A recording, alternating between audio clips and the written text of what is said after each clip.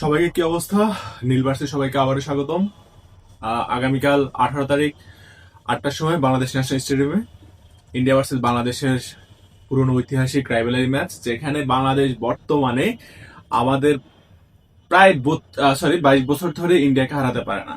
তবে আমরা বিশ্বাস করি হামজা শামিদ সুমের বাংলাদেশ আগামীকাল সেটা খুব ভালোভাবেই করে দেখাবে। ইভেন সুনীল ছেত্রী হতে খালিদ জামিলের সেই ইন্ডিয়ান দলটা আমাদের কাছে পরাজয় বরণ করে নিতে বাধ্য হবে যদি আমাদের মাথা মোটা ক্যাপেরা কোচ ঠিকঠাক একাদশ সিলেক্ট করে মাঠে নামায়।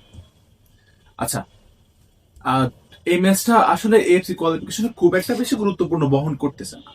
কারণ হচ্ছে ইন্ডিয়া আর বাংলাদেশ অলরেডি পয়েন্ট টেবিলে সব থেকে বেশি লাস্টে, দুজনের 2 পয়েন্ট করে আছে। So Bangladesh India out of the tournament. ওইখানে সিঙ্গাপুর আর ভিয়েতনাম দুজনের 8-8 করে আছে, তাদের গোল ডিফারেন্সের সময় তারা মোটামুটি লড়াই করতেছে। তবে বাংলাদেশ আর ইন্ডিয়ার এই ম্যাচটা রাজনৈতিক প্রেক্ষাপটে খুবই বেশি গুরুত্বপূর্ণ বহন করে।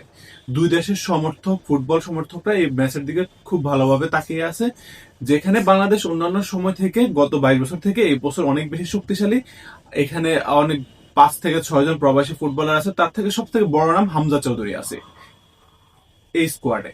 তাই এই ম্যাচটা সব থেকে প্রতিদ্বন্দ্বিতাপূর্ণ। আর এখন বর্তমান বাংলাদেশ ইন্ডিয়ার রাজনৈতিক প্রেক্ষাপটও ম্যাচটা খুবই গুরুত্বপূর্ণ বহন করতেছে।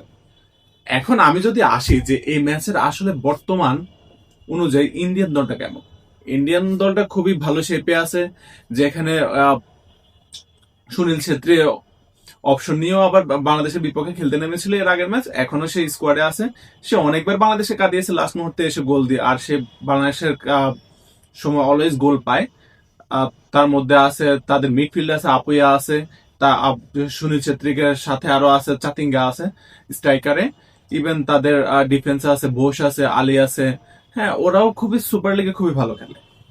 আর জামশেদ এফসির কোচ যে এখন আছে খালিদ জামিল, ও গতবারে সুপার লিগের চ্যাম্পিয়ন ছিল, ওকে ইন্ডিয়ান ফেডারেশন কোচ করেছে আবার নতুন করে। আশা করি তার অধীনে খুবই ভালো খেলবে। ইভেন তারা লাস্ট ম্যাচ ভুটানকে 6-1 উড়িয়ে দিয়েছিল, যেখানে বাংলাদেশ নেপালের সাথে 2-2 ড্র করছিল। ওকে, এখন চলেন বাংলাদেশের স্কোয়াড নিয়ে। বাংলাদেশে ডিফেন্সে তো সামিত আছে, হামজা চৌধুরী আছে, লেফট ব্যাকে জায়ন আহমেদ আছে, জামাল ভুইয়া আছে। আহ, এরপরে যদি কিউবা মিচেলকে অ্যাটাকিং মিডফিল্ডে আগামীকাল নামাই ক্যাপেরা, তাহলে মোটামুটি আমরা ভালো একটা খেলা খেলতে পারবো। এরপরে আমাদের স্ট্রাইকার বা কিংবা রাইট উইং লেফট উইং এ আছে ফাহিম আছে, রাকিব আছে। যদি তিনজন দিয়ে খেলায় তাহলে উপরে অবশ্যই আলামিনকে নামাতে হবে। দেখা যাক কি হয়। যদি আমাদের লর্ড বডি সোহেলনাথ সিনিয়র, এরপরে আছে সাদউদ্দিন, হুম আহ, এরপরে আছে তপু বর্মন ডিফেন্সে।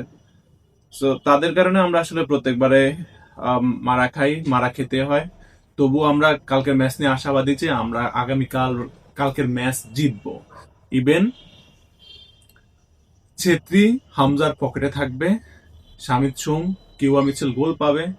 আমরা খুবই বড় ব্যবধানে না হলেও অন্তত 3-1 আমরা ম্যাচটা উইন হতে চাই, যেন আমরা উল্লাস করতে পারি ইন্ডিয়াকে হারানোর সে প্রত্যাশায়। সবাইকে আজকের মতো আসসালামু আলাইকুম। নেক্সট কোনো ভিডিওতে আবার দেখা হবে।